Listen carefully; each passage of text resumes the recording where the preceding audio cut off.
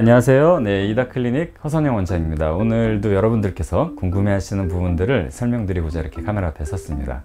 오늘 설명드리려고 하는 내용은 이마에 주름이 생겼을 때 이 부분을 어떻게 해결해야 되는지에 대한 부분입니다. 저뿐만 아니라 많은 원장님들께서 치료 방향을 결정하기 전에 어떤 원인이 문제가 되는 것인지 그걸 먼저 밝혀내고 거기에 따라서 치료를 결정할 것이라고 생각합니다. 이마에 주름이 생기는 첫 번째 원인입니다. 첫 번째는 이마의 피부 자체가 늘어나 있을 때입니다. 그리고 눈꺼풀을 들어 올리는 이 힘 자체가 떨어졌을 때죠. 왜 그러냐면 우리가 자연스럽게 이렇게 눈을 뜨고 있는 것 같지만은 사실 이마의 힘을 이용해서 뜨는 시간이 점점 나이가 들에 따라서 늘어나게 됩니다. 왜냐하면 이 눈꺼풀 자체가 이 눈꺼풀 피부가 늘어나는 부분도 있고 그 다음에 눈꺼풀을 들어 올리는 근육의 힘도 약해지는 부분이 있기 때문에 이 부분을 잡기 위해서 저만 해도 계속해서 이렇게 눈을 이렇게 뜨고 있을 때 이마 근육을 사용을 하게 돼요. 그래서 눈꺼풀이 처지거나 눈꺼풀에 힘이 떨어지거나 눈매가 처져 내려올 때 이걸 보정하기 위해서 우리 몸은 반사적으로 이마 근육을 이용해서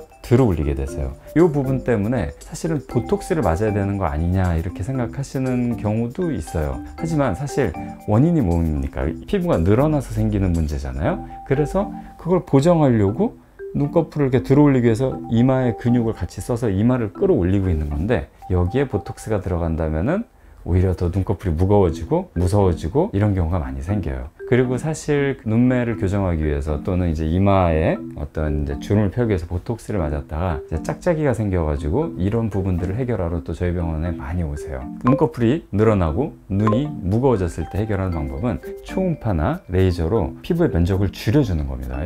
눈꺼풀의 피부가 늘어난 부분도 줄여주고 그래서 이런 초음파나 고주파 치료로서 눈꺼풀과 눈매를 교정하는 방법이 이 원인에는 가장 적합한 치료라고 보시면 될 것 같아요. 두 번째는 한 20대 초반인데 벌써 이제 주름이 막 생겼다 이런 일이 생겼다면 사실은 자기도 모르게 눈꺼풀이 그렇게 무겁지도 않은데 자꾸 이렇게 이마에 힘을 주는 습관이 있는 겁니다. 이런 경우에는 보톡스가 조금 도움이 될 수 있을 것 같아요. 하지만은 사실 근육의 힘이 너무 강해서 이마에 주름이 생긴다 이런 경우는 그렇게 많지 않아요. 예전에는 보톡스로 많이 그 이마 주름이나 눈가 주름 해결하려고 했지만 요즘은 갈수록 보톡스를 좀 적게 놓게 되는 이유가 바로 그겁니다. 왜냐면 이걸 들어 올리려고 하는 힘을 마비시키니까 오히려 눈꺼풀이 더 무거워지는 거죠. 1번하고 2번은 좀 치료 방법도 다르고 완전히 반대가 되죠. 그리고 이제 세 번째입니다. 세 번째 원인은 이마에 이제 볼륨이 꺼졌을 때예요. 이마에 지방층이 어느 정도는 도톰하게 있어야 되는데 그 지방층이 다 빠지고 살이 너무 많이 빠지거나 또는 운동을 너무 많이 해서 연소되거나 이러면은 아무래도 주름이 더 많이 생기게 될 수밖에 없는 환경이 돼요. 왜냐면 천 같은 경우는 접혔다가도 물을 이렇게 먹이면 펴지잖아요. 마찬가지로 다림질을 할 때 물을 사용을 하는 것처럼 이마의 주름도 물이 굉장히 필수적인 해결책 중에 하나예요. 그래서 이마에 볼륨이 꺼져 있고 이마가 푸석푸석해지고 이런 경우에는 이마의 필러 또는 이마의 보습 성분들을 주사로 맞게 되면 도움을 많이 받으실 수 있습니다. 그래서 오늘은 이렇게 이마주름 원인 치료별로 간단하게 정리를 해봤습니다. 이다클리닉 허선영 원장이었습니다. 네, 감사합니다.